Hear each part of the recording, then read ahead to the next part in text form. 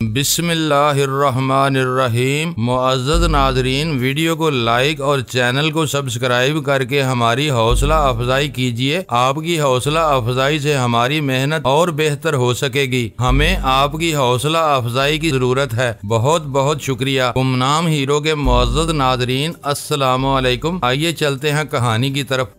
अजनबी सुबान की आवाज सुनकर मैंने मुड़कर इसकी तरफ देखा। वो मुझसे चंद गज पीछे खड़ा था और इसने शायद मेरा ज़हन पढ़ लिया था। तुम्हें इस पगडंडी से गुजर कर जाना होगा। इसने कहा, ये रास्ता सिर्फ वही लोग पार कर सकते हैं जो आगे बढ़ने का हौसला रखते हों, और तुम में हौसले की कमी नहीं। अब देर मत करो। मेरा ख्याल था कि सुबान इस मौका पर भी मेरी रहनुमाई करेगा और बर्फ के पुल पर कदम रखने में भी पहल वही करेगा, लेकिन मेरा ख्याल गलत साबित हुआ था। मैं यहाँ से आगे नहीं जा सकता। इसने एक बार फिर मेरे ख्यालात पढ़ लिए। तुम्हें अकेले ही जाना होगा, जाओ, अब देर मत करो, तुम्हारे पास वक्त बहुत कम है। मैंने सुबान की तरफ देखा और फिर मुड़कर इस पुल सरात की तरफ देखने लगा। इसमें शुबा नहीं कि इस खतरनाक रास्ते को देखकर मेरा दिल खजान रसीदा पत्ते की तरह कांप रहा था। पुल पर जमी हुई बर्फ शीशे की तरह चमक रही थी। मैंने एक बार फिर सुबान की तरफ देखा। वो पत्थर के मुजस्मे की तरह बिल्कुल बेहिस्सो हरकत खड़ा था। इसके चेहरे पर किसी किस्म के तासरात नहीं थे। ये शख्स मेरे लिए एक अजूबा साबित हुआ था। आंखों से महरूम होने के बावजूद इसमें बेपनाह सलाहियतें थी। वो खतरनाक तरीन रास्तों पर मेरी रहनुमाई करता हुआ मुझे यहाँ तक लाया था और अब इसने आगे जाने से इनकार कर दिया था। मैं ये नहीं कहूँगा कि वो बर्फ के इस पुल सरात नुमा रास्ते से डर गया था। यकीनन कोई और मसलहत थी। मैंने आखिरी बार इसकी तरफ देखा और मुड़कर इस रास्ते की तरफ चलने लगा। चट्टान पर बिखरी हुई बर्फ मेरे पैरों के नीचे किरच किरच की आवाज से दब रही थी। मैं चट्टान से इस पुल पर आ गया। पहला कदम रखते ही मेरा दिल कांप उठा। बेपनाह खौफ महसूस होने के बावजूद मैंने दूसरा कदम आगे बढ़ा दिया। चंद कदमों तक बर्फ नरम थी। इसकी वजह शायद ये थी कि यहाँ हवा बराह रास्त मार नहीं कर रही थी। मेरे पैर टखनों तक इस बर्फ में दंसते रहे और फिर वो मरहला शुरू हो गया जिसे जिंदगी का खौफनाक तरीन तजर्बा कहा जा सकता था। आगे बर्फ सख्त थी और शीशे की तरह चिकनी थी। अगर आपको कभी ऐसा तजर्बा हुआ हो तो आपको अंदाजा होगा कि चमकते हुए शीशे पर चलना कितना दुश्वार होता है। और सितम ये कि यहाँ तो हवा भी मुझे एक तरफ धकेल रही थी। मैं जैसे जैसे आगे बढ़ रहा था हवा में भी तेजी आ रही थी। शीशे की तरह जमी हुई बर्फ पर पैर जमाना मुश्किल हो रहा था। एक मौका पर तो मेरा पैर फिसल गया। संभलने की कोशिश करते हुए मेरा तवाज़ुन बिगड़ गया और मैं पुश्त के बल गिरा। मैं बड़ी तेजी से किनारे की तरफ फिसल रहा था और फिर अचानक यूं लगा जैसे मैं किसी नादीदा दीवार से टकरा गया हूं। मैं किनारे से सिर्फ 1 फुट के फासले पर रुका था। मैंने मतवहश नजरों से इधर उधर देखा, लेकिन मेरे आसपास कोई रुकावट नहीं थी। वो यकीनन कोई पुरअसरार कुव्वत थी जिसने मुझे गिरने से बचा लिया था। मैं एक बार फिर संभल कर आगे बढ़ने लगा। इस वक्त तक मैं तकरीबन 20 गज आगे आ चुका था और फिर अचानक ही मुझे ऐसे लगा जैसे बर्फ का वो पुल अपनी जगह से हरकत कर रहा हो। मेरे लिए कदम जमाना मुश्किल हो रहा था, लेकिन मैं आगे बढ़ता रहा। चंद कदम आगे बढ़ते ही मैं फिर रुक गया, बल्कि मैंने झुककर दोनों हाथ भी बर्फ पर जमा दिए। इस वक्त मुझे यूं लगा था जैसे मेरे पैरों के नीचे बर्फ टूट रही हो। बड़ी खौफनाक आवाज सुनाई दी थी। मैं चंद लम्हे बेहिस्सो हरकत चौपाए की तरह खड़ा रहा, फिर आहिस्ता आहिस्ता आगे बढ़ने लगा। अब मैं पुल के वस्त में पहुंच चुका था और इसी जगह पर था जहाँ 7-8 फुट नीचे बर्फ की इस दीवार में बहुत बड़ा सौराख था। यहाँ हवा भी बहुत तेज हो गई थी और फिर वो हुआ जिसकी मैं तवक्को नहीं कर सकता था, बल्कि ऐसी सूरत हाल का तस्वर करना भी मुहाल था। हवा में अचानक ही तेजी आ गई थी और जमी हुई बर्फ का वो पुल रस्से के पुल की तरह जोर जोर से हिलने लगा। मुझे थाईलैंड के पहाड़ी इलाके में एक मर्तबा रस्से के पुल पर चलने का इत्तेफाक हुआ था। शाओलिन टेम्पल में भी रस्से का एक पुल था जिस पर तकरीबन रोजाना ही चला करते थे, लेकिन जमी हुई बर्फ का ये पुल इसके इस तरह हिलने पर मुझे बड़ी हैरत हो रही थी। तेज हवा से पुल बड़ी तेजी से दाएं बाएं झूल रहा था। मैं पैर जमाए खड़ा रहा था। एक ही जगह खड़े रहने से पैरों की हरारत से इस जगह बर्फ में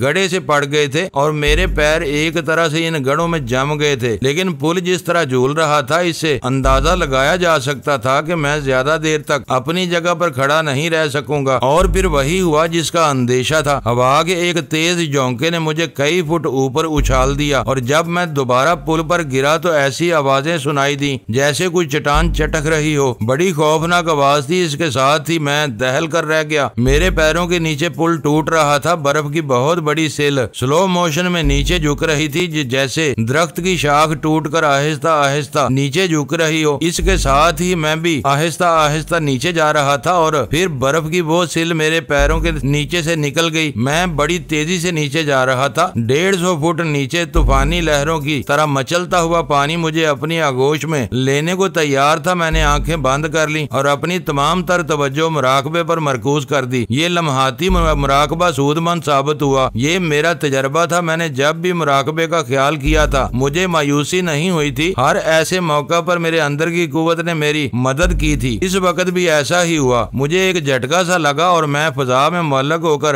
रह गया। यूं लग रहा था जैसे मुझे खूंटी पर टांग दिया गया हो। मैंने आंखें खोल दी। मैं फजा में मुअल्लक घड़ियाल के पेंडोलम की तरह दाएं बाएं झूल रहा था। मैं नीचे तूफानी रफ्तार से बहते हुए पानी से चंद फुट ऊपर था। उठती हुई लहरें कभी कभी मेरे पैरों को भी छू लेती थी, लेकिन दूसरे ही लम्हे पानी की वो लहरें आग की लिपटों में बदल जाती। वो आग का दरिया था। लहरों की सूरत में उठते हुए मुहीब शोले मेरी तरफ लपक रहे थे। मैंने दाएं बाएं देखा। दूर तक चट्टानों के बीच आग का दरिया बह रहा था। मुहीब शोले उछल उछल कर मेरी तरफ लपक रहे थे। इनकी तपश से मैं गोया पिघला जा रहा था। शोले मुझे निगल लेने को लपक रहे थे। अब सूरत हाल मेरी समझ में आ गई थी। जब मैं जमी हुई बर्फ के पुल के ऊपर था तो हवा ने मुझे धकेलना शुरू किया था। फिर वो पुल रस्से के पुल की तरह हिलने लगा था। इस वक्त मेरे जहन में यही ख्याल आता था कि तुंद और तेज हवा की वजह से ऐसा हो रहा है। और जब पुल मेरे पैरों के नीचे टूटा था तो तब मुझे जरा सी हैरत हुई थी। एक आदमी के वजन से पुल किस तरह टूट सकता है। और अब आग का ये दरिया मुझे निगल लेने को लपकते हुए शोले यकीनन मुझे रोकने की कोशिश की जा रही थी। ताकूती कुव्वतें मुझे तबाह बर्बाद कर देना चाहती थी। मेरे अंदर की कुव्वत बेदार हो चुकी थी। महीब शोले अब मुझे अपनी लपेट में ले रहे थे, लेकिन वो मेरा कुछ नहीं बिगाड़ सके। शोले मेरे बदन से टकराते तो वो पानी की फवार में बदल जाते। ताकूती कुव्वतों के हमलों में तेजी आती गई। आग के मुहीब शोलों ने मुझे घेर लिया। इनसे मुझे तो कोई नुकसान नहीं पहुंचा, मगर पुल की जमी हुई बर्फ तेजी से पिघलने लगी। मुझे यूं लगा जैसे कोई मुझे कमीज के कॉलर से पकड़कर ऊपर उठा रहा हो। मैंने गर्दन घुमाकर ऊपर देखा। सुबान चट्टान के किनारे पर खड़ा किसी कदर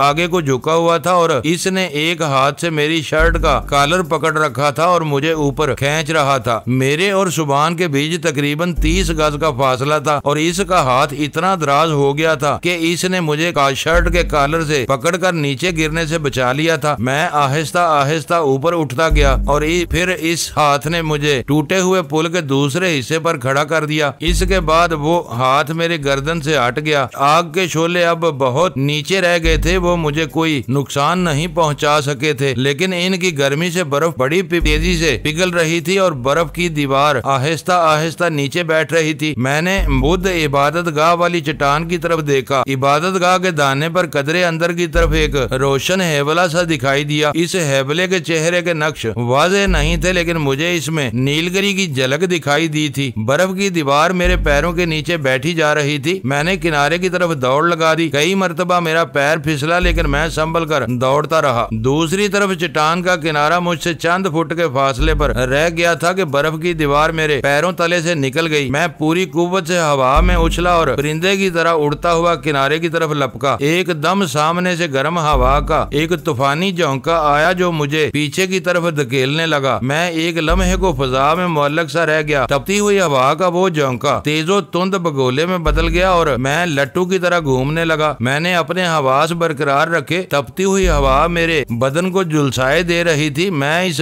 बगोले से निकलने के लिए हाथ पैर मारने लगा। अचानक मुझे यूं लगा जैसे कोई नादीदा कुव्वत मेरे हाथों और पैरों को गिरफ्त में लेकर इन्हें रस्सी में बांधने की कोशिश कर रही हो। मैंने हाथ पैर छुड़ाने की कोशिश जारी रखते हुए आंखें बंद कर ली। अचानक बगोले का जोर टूट गया। मैं बुलंदी से फेंके हुए पत्थर की तरह तेजी से नीचे गिरने लगा। मैंने आंखें खोल दी। मैं चट्टान के किनारे के बिल्कुल करीब गहराई में लपकते हुए आग के शोलों की तरफ गिर रहा था। मेरा एक हाथ गैर इरादी तौर पर चट्टान की तरफ दराज हो गया और किनारे पर मेरी गिरफ्त जम गई। अब मैं एक चट्टान के सहारे चट्टान से लटका हुआ था। जिस पत्थर पर मेरा हाथ अटका था इस पर बर्फ जमी हुई थी और मेरी उंगलियां आहिस्ता आहिस्ता बर्फ पर फिसल रही थी। मैंने नीचे झांक कर देखा, 150-200 फुट नीचे बदस्तूर आग का दरिया बह रहा था और मेरी तरफ लपकते हुए शोले बतदरीज बुलंद हो रहे थे। मैंने दूसरा हाथ भी किनारे पर जमा दिया और अपने आप को ऊपर उठाने लगा। मुझे नाकामी नहीं हुई, मैं आहिस्ता आहिस्ता ऊपर उठता गया। एक टांग दोहरी करके पहले घुटना किनारे पर टिकाया और अपने आप को एक झटके से ऊपर खींच लिया। अभी मैं पूरी तरह संभल भी नहीं सका था कि मेरे मुंह पर जोरदार गोंसा पड़ा। वो नादीदा गोंसा हथौड़े की तरह वजनी था। मैं लड़खड़ा कर रह गया। इस वक्त मैं चट्टान के बिल्कुल किनारे पर था और मेरा तवाज़ुन बिगड़ चुका था। मैं किसी भी लम्हे नीचे आग के दरिया में गिर सकता था। फजा में अचानक ही कहकहों की आवाज गूंजने लगी। खौफनाक शैतानी कहकहे चट्टानों में बादगश्त पैदा कर रहे थे। आवाजें संगलाख चट्टानों से टकरा टकरा कर लौट रही थी। मैं पीछे गिरने के करीब था कि संभल गया, जैसे किसी ने मुझे पीछे से सहारा दिया हो, पुश्त पर हाथ रखकर आगे को धकेल दिया हो। मैं लड़खड़ाता हुआ कई फुट आगे जाकर मुंह के बल गिरा। मैंने दोनों हाथ बड़ी फुर्ती से जमीन पर टिका दिए थे। अगर मैं ऐसा न करता तो या तो मेरे दांत टूट जाते या मेरा चेहरा जख्मी हो जाता। मैं गिरने के फौरन बाद ही संभल गया। कहकहों की पुरअसरार आवाजें अब रोने और बैन करने की आवाजों में बदल गई थी, जैसे सैकड़ों बदरूहें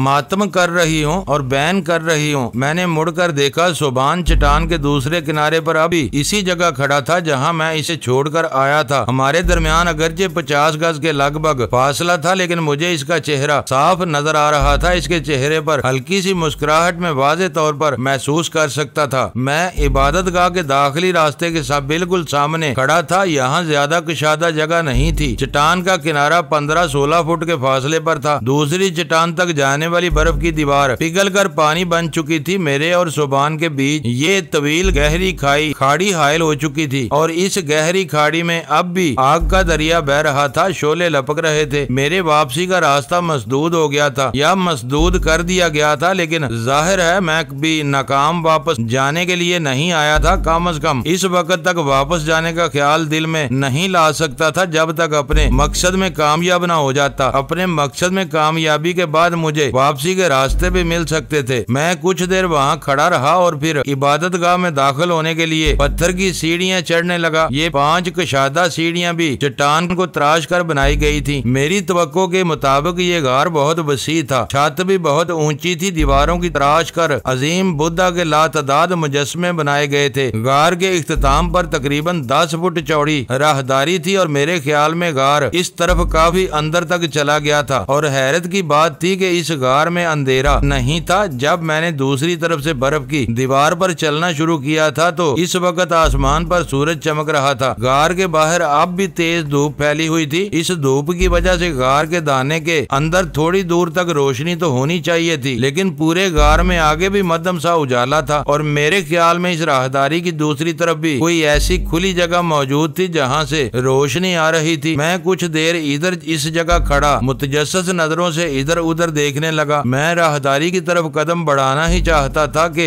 एकदम अंधेरा छा गया। बिल्कुल ऐसे ही लगा था जैसे किसी कमरे में जलती हुई लाइट बुझा दी गई हो। मैंने बाहर की तरफ देखा और खौफ की शिद्दत से कांप कर रह गया। गहरी धुंध इबादतगाह के सामने जमा हो रही थी। धुंध का रंग पहले सुरमई सा था, फिर इसमें गहरापन आता गया और बिल आखिर ये धुंध स्याह रंगत इख्तियार कर गई। स्याह धुंध के दल ही दल गार के अंदर आ रहे थे। मैं आहिस्ता आहिस्ता पीछे हटने लगा। देखते ही देखते काली धुंध ने मुझे अपनी लपेट में ले लिया। शदीद सर्दी मेरी हड्डियों के गोदे तक में सरायत करती जा रही थी। मेरे ऊपर कपकपी सी तारी हो गई और बकायदा दांत बजने लगे। मैं पीछे हटता हुआ राहदारी की तरफ बढ़ता चला गया, लेकिन ना तो सर्दी की शिद्दत कम हुई और ना ही धुंध में कमी आई। मैं ठिठुरने से दोहरा हुआ जा रहा था। सांस लेने में भी दुश्वारी होने लगी। अपने कदमों पर खड़े रहने की बजाय मैं जमीन पर ढेर हो गया। मैंने अपने बाजू भी समेट लिए थे और घुटने भी खुद ब खुद सिमट कर पेट से लग गए थे। शैतानी कहकहों की आवाजें एक बार फिर गार में गूंजने लगी। तागूती कुव्वतें मेरी बेबसी पर हंसने लगी थी। वो मुझे हर सूरत में आगे बढ़ने से रोकना चाहती थी, जेर करना चाहती थी और मौत के घाट उतार देना चाहती थी। योगी गौतम बोस जाप पर बैठा हुआ था। इसका चेला पंडित धीराज मुझे जेर करने के लिए अपनी तमाम तर कुव्वतों को ब्रोए कार ला रहा था, लेकिन वो नहीं जानता था कि मेरे पास भी ऐसी कुव्वतें हैं जो इसे शिकस्त से दो चार कर सकती हैं। मेरे अंदर की सबसे बड़ी कुव्वत तो चीख थी, जिसे मैंने शौला गोल्डन टेम्पल में बड़ी रियाजत के बाद हासिल किया था। सर्दी की शिद्दत से मेरी कुव्वते बर्दाश्त जवाब दे रही थी। मेरा सांस रुक रहा था। मैंने आंखें बंद कर ली और कोशिश करके अपनी तमाम तर तवज्जो ची की तरफ मबजूल कर दी। मैं अब भी यख बस्ता धुंध में लिपटा हुआ था, लेकिन अब मेरे जिस्म में हरारत पैदा हो रही थी। मेरी सांस की रफ्तार नॉर्मल हो गई। टांगे और बाजू आहिस्ता आहिस्ता सीधे होने लगे। मैं ख्वाबीदा शेर की तरह अंगड़ाई लेकर सीधा हो गया। मेरे गिर्द लिपटी हुई काली धुंध पानी बनकर गार के फर्श पर बहने लगी। भागो वजदान भागो। एक पुरअसरार सरगोशी मेरी समाज से टकराई। मुझे मेरे नाम से मुखातब किया गया था और यहाँ मेरा नाम सिर्फ नीलगिरी जानती थी। मेरे कान में सरगोशी की बाज़गश्त खत्म होते ही चट्टानों के टूटने की हैबतनाक आवाज सुनाई देने लगी। मैंने ऊपर देखा। गार की छत का एक हिस्सा बैठ रहा था। मैंने राहदारी की तरफ दौड़ लगा दी। गार की छत का वो हिस्सा बैठ गया। गार के अंदर भी चट्टानें इस तरह हिल रही थी जैसे शदीद जल्जला आ गया हो। मैं दौड़ता हुआ तकरीबन 20 गज आगे जाकर ये राहदारी दाएं तरफ मुड़ गई थी। इस तरफ मुड़ते ही मैं एक बार फिर बदहवास हो गया। परों की फड़फड़ाहट ने एक बार फिर मुझ पर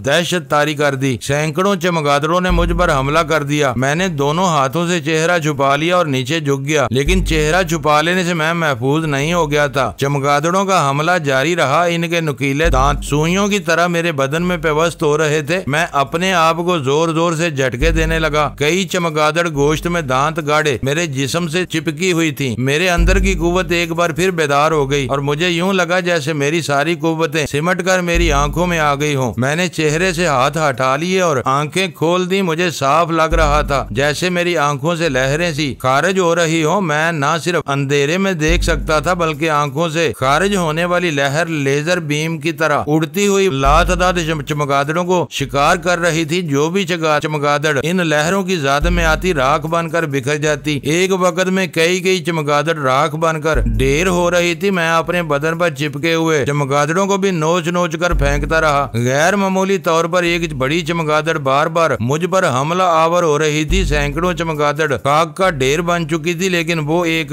चमगादड़ मेरी आंखों से खारिज होने वाली लहरों की ज़द में नहीं आ रही थी। वो चमगादड़ जिसामत में चील से भी बड़ी थी और बड़ी फुर्ती दिखा रही थी। एक मौका पर वो मेरे ऊपर झपटी तो मैंने बड़ी फुर्ती से एक तरफ झुकते हुए हाथ चला दिया। मेरा हाथ ठीक निशाने पर पड़ा। वो चमगादड़ चैं चैं की आवाजें निकालती हुई मुझसे चंद फुट दूर जमीन पर गिरी, लेकिन वो बड़ी फुर्तीली साबित हुई। फौरन ही उड़ती हुई दोबारा मुझ पर हमला आवर हुई और इस मर्तबा इसका एक पर मेरी आंखों से खारिज होने वाली लहरों की ज़द में आ गया। इसके पर से शोले खारिज होने लगे और वो चैं चैं की आवाजें निकालती हुई पलटकर एक तरफ गायब हो गई। इस बड़ी चमगादड़ के गायब होते ही हैरत अंगेज तौर पर दूसरी बची खची चमगादड़ें भी गायब हो गईं और गार में गहरा सन्नाटा तारी हो गया। गौतम बोस और पंडित धीराज की पूरा असरार कुव्वतें मुझे रोकने के लिए बरसरे बेकार थी, लेकिन मैं इन्हें मात देता हुआ मुसलसल आगे बढ़ता जा रहा था। इस राहदारी के अगले मोड़ पर एक और राहदारी थी जो मुसलसल निशेब की तरफ चली गई थी और मुझे लग रहा था जैसे मैं पाताल में उतरा जा रहा हूँ। लेकिन अचानक ये ढलान खत्म हो गई और अब मैं राहदारी के एक चौराहे पर खड़ा था। मुझे इस बात पर भी हैरत थी कि बुद्धा की ये कदीम इबादत गाह किस तरह और किस मकसद के लिए बनाई गई थी। पहले गार में मुझे दीवारों पर तराशे हुए बुद्धा के मुजस्समे नजर आए थे। इसके बाद तो गारों और सुरंगों की भूल भुलैया सी बनी हुई थी और अब मैं एक चौराहे पर खड़ा था और मैं नहीं समझ पा रहा था कि मुझे किस तरफ जाना चाहिए। मैं जानता था योगी गौतम बोस इबादत गाह के इन्हीं तहखानों में किसी जगह छुपकर जाप पर बैठा हुआ था और इसकी पुरअसरार कुव्वतें मुझे आगे बढ़ने से रोक रही थी। लेकिन मैं यहाँ तक आ गया था और ये तय करके आया था कि इसे जा पूरा नहीं करने दूंगा। कोई गलत रास्ता मुझे मंजिल से मीलों दूर पहुंचा सकता था, इसलिए मैं बहुत एहतियात से रास्ते का इंतखाब करना चाहता था और मैं इस चौराहे पर खड़ा फौरी तौर पर कोई फैसला नहीं कर पा रहा था। नीलगिरी भी इन्हीं बर्फपोश पहाड़ों के सीने में किसी जगह मौजूद थी, लेकिन गौतम बोस के जाप ने इसे बेबस कर दिया था। इसे हिसार में जकड़ रखा था। जैसे जैसे जाप की तकमील का वक्त करीब आता जा रहा था इसकी कुव्वत कमजोर पड़ती जा रही थी। मैं इस चौराहे के वस्त में खड़ा ये सब कुछ सोच ही रहा था कि एक आवाज सुनकर चौंक गया। वो आवाज मुझे कुछ जानी पहचानी सी लग रही थी, लेकिन समझ में नहीं आ रही थी और जब वो आवाज समझ में आई तो मैं कांप कर रह गया। वो पानी की लहरों की आवाज थी जिस जैसे बिफरी हुई मौजें संगलाक चट्टानों से सर टकरा रही हो। मैं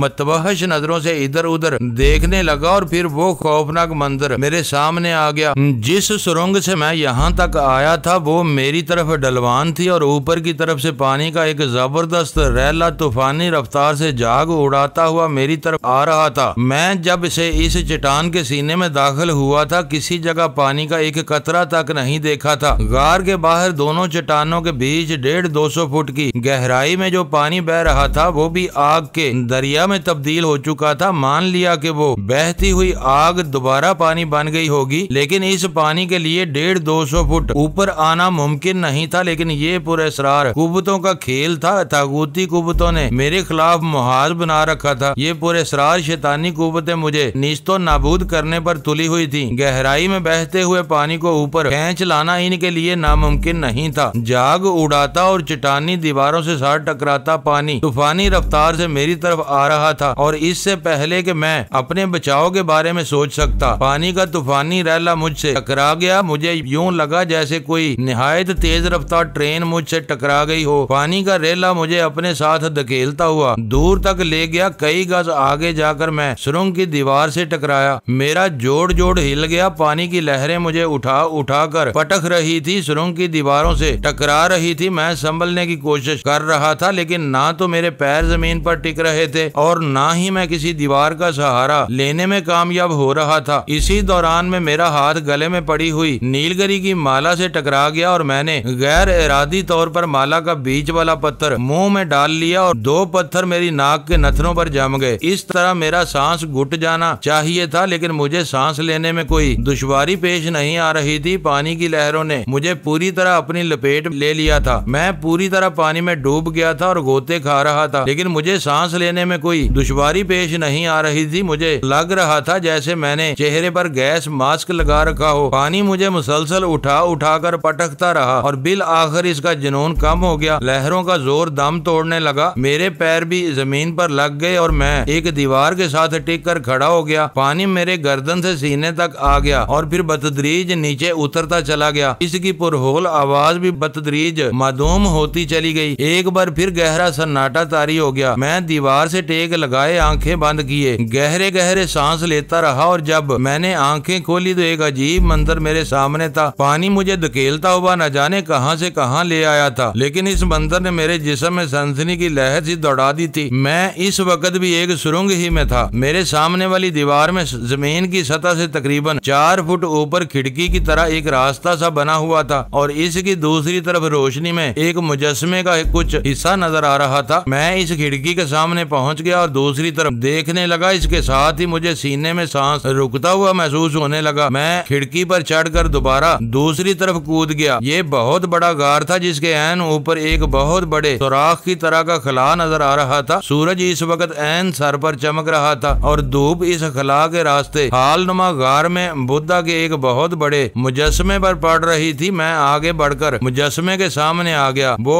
स्माइलिंग बुद्धा था। संगतराश ने एक संगलाख चट्टान को मुजस्मे में डालने में बड़ी महारत का सबूत दिया था। होंठों की मुस्कुराहट को देखकर लगता था जैसे वो जीता जागता इंसान हो। ये मुजस्मा कम से कम 30 फुट ऊंचा जरूर रहा होगा। इसके मुहीत का अंदाजा भी इसी हिसाब से लगाया जा सकता है। छत के खिला से धूप इसके ऐन ऊपर पड़ रही थी। मैं कुछ देर इस मुजस्मे को देखता रहा और फिर एकदम पीछे की तरफ पलट गया। मुझे नकरई खनकती हुई हंसी आवाजें तौर पर सुनाई दी थी लेकिन वहाँ कोई नहीं था। मैं चारों तरफ देखने लगा। खनकती हुई दबी दबी हंसी की वो आवाज मुझे चारों तरफ से आती हुई महसूस हो रही थी। नीलगिरी, मैं चीखा, नीलगिरी कहाँ हो तुम? मैं आ गया हूँ। न जाने मुझे ये यकीन क्यों था कि दबी दबी हंसी की वो आवाज नीलगिरी की थी। ये पहले वो आवाज चारों तरफ से आती हुई महसूस हो रही थी फिर एक तरफ सिमट गई और मैं गैर इरादी तौर पर इस तरफ बढ़ने लगा जिस तरफ वो आवाज सिमटी जा रही थी। मैं बुद्धा के मुजस्मे की पिछली तरफ पहुंच गया। धूप अब बुद्धा के मुजस्मे से सरक रही थी और फिर अचानक ही गार में अंधेरा सा छा गया। मैं इस आवाज के पीछे चलता रहा। गार के इख्तिताम पर एक मोड़ था। मैं जैसे ही इस तरफ मुड़ा ठिठक कर रुक गया। मेरी आंखों ने जो मंजर देखा वो नाकाबिले यकीन था। इस तरफ भी एक कुशादा गार था जिसके वस्त में आग का एक दायरा था और इस दायरे में योगी गौतम बोस जाप पर बैठा हुआ था, नहीं बल्कि खड़ा था। गौतम बोस एक टांग पर खड़ा था। इसकी कमर में मामूली सा खम भी नहीं था। इसका पेट अंदर को धंसा हुआ था और पसलियां नाड़ियां उभरी हुई थी। इसने दोनों हाथ सामने जोड़े रखे थे। दाढ़ी और मूंछों के बाल इस तरह बड़े हुए थे कि मुंह का दाना छुप कर रह गया था। इसके जिस्म पर एक मुख्तसर सा लंगोट था। इसकी आंखें बंद थी। इसे देखकर लगता था जैसे वो जिंदा इंसान ना हो, पत्थर का कोई मुजस्समा हो। और इसरार कुव्वतों पर काबू पाने के लिए किए जाने वाले जाप बड़े कठिन होते हैं। बड़ी तपस्या करनी पड़ती है। जितनी बड़ी कुव्वत होगी इसके लिए इतना ही कठिन जाप होगा। नीलगिरी के हसूल के लिए मैंने भी एक जाप शुरू किया था। मेरी नीयत में कोई खोट नहीं था, कोई लालच नहीं था, कोई और हवस नहीं थी और कुदरत ने मेरा जाप मुकम्मल होने से पहले ही मुझे नीलगिरी के करीब पहुंचा दिया था। और गौतम बोस भी नीलगिरी के हसूल के लिए जाप कर रहा था। इसकी नीयत में खोट थी, हवस थी। इसे तवील और कठिन रास्ता इख्तियार करना पड़ा था। ये आखिरी मरहले का कठिन तरीन जाप था जिसके मुकम्मल होने में सिर्फ 2 दिन बाकी रह गए थे और मुझे यकीन था कि वो कुछ खाए पिए बगैर 37 दिनों से इस तरह एक टांग पर खड़ा रहा होगा। इसका एक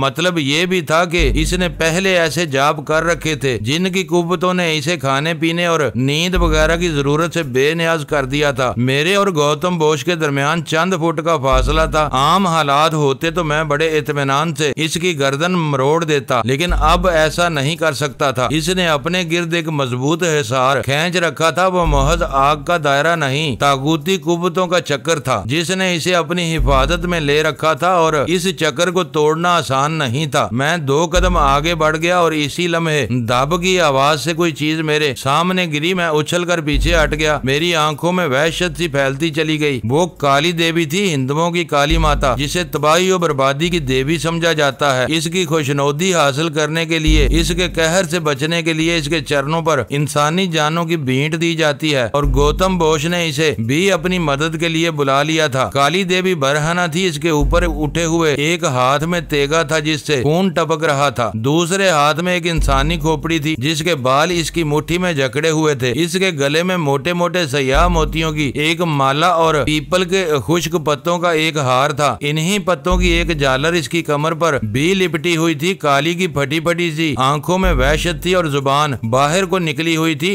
इसके होंठों से भी खून टपक रहा था। वापस चला जा मूर्ख, मेरे पुजारी को तंग न कर, इसे अपना जाप पूरा करने दे। ये सरगोशियाना आवाज बार बार मेरी समाज से टकरा रही थी। काली मुझे वार्निंग दे रही थी, खबरदार कर रही थी, मुझे निस्तो नाबूद करने की धमकी दे रही थी। लेकिन मैं किसी की धमकियों से मरूब होने के लिए यहाँ नहीं आया था। मैंने हिंदुस्तान के मंदिरों में काली के बहुत से मुजस्समे देखे थे। हर जगह इसका यही रूप था और इसी खौफनाक रूप में मुझे भी डराने के लिए वो यहाँ आ गई थी। मेरे रास्ते से हट जा काली, मैंने चीख कर कहा। मैं जानता हूँ तुम्हारी तरह बहुत सी शैतानी कुव्वतें इस राक्षस की पुश्त पर हैं, लेकिन मेरी तुमसे कोई दुश्मनी नहीं है। तुम्हारी कुव्वत को शिकस्त देकर मैं तुम्हें शर्मिंदा नहीं करना चाहता, इसलिए मैं आखिरी मर्तबा कहता हूँ कि मेरे रास्ते से हट जा। गुस्ताख, गुर्राती हुई आवाज मेरी समाज से टकराई। मुझे धमकी देता है, मैं तुझे तबाह बर्बाद कर दूंगी। आखिरी मर्तबा कहती हूँ मेरे रास्ते से हट जा। मैं इसकी आंखों में आंखें डाले देखता रहा। इसकी अंगारे बरसाती हुई सुर्ख आंखों से भी खून टपकता हुआ महसूस हो रहा था। एक आम आदमी के लिए ये मंजर भी बड़ा खौफनाक हो सकता था। काली को इस गजबनाक हालत में देखकर आम आदमी का तो कलेजा फट सकता था, लेकिन मैं आम आदमी नहीं था। मैं अपने अंदर हौसला पैदा करके ऐसी ही तागूती कुव्वतों का मुकाबला करते हुए यहाँ तक आया था। मैंने अपने गले से नीलगिरी वाली माला उतार ली और इसके दोनों सरे दोनों हाथों की चुटकियों में लेकर इसे आहिस्ता आहिस्ता हरकत देने लगा। काली का चेहरा गजबनाक होकर कुछ और भयानक हो गया। इसकी आंखों से अब बकायदा चिंगारियां फूट रही थी।